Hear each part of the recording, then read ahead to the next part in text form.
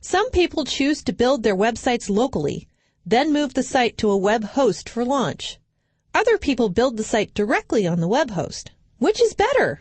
Of course, it depends. Here's some guidelines. There are several advantages to running Joomla locally.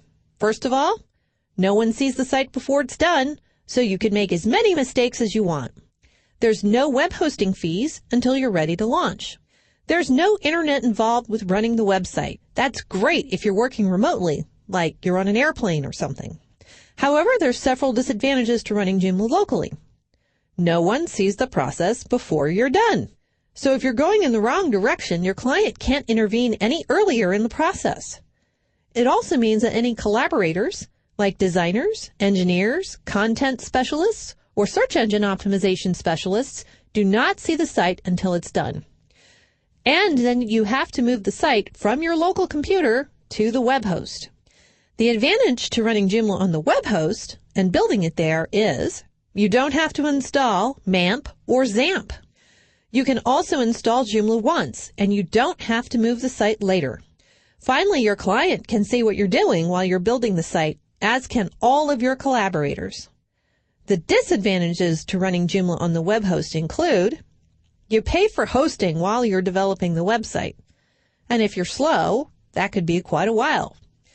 You run the risk of someone seeing the site before you're done, who shouldn't see the website. However, there are ways around this covered elsewhere in this title. You have to have an internet connection to work on the website. If that connection is slow, working on the website can be quite painful.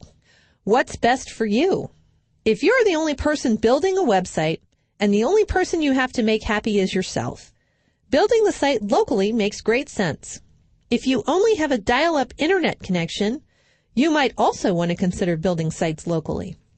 However, if you're going to have a client and you're going to have people helping you with the website, you might want to consider building on a web host.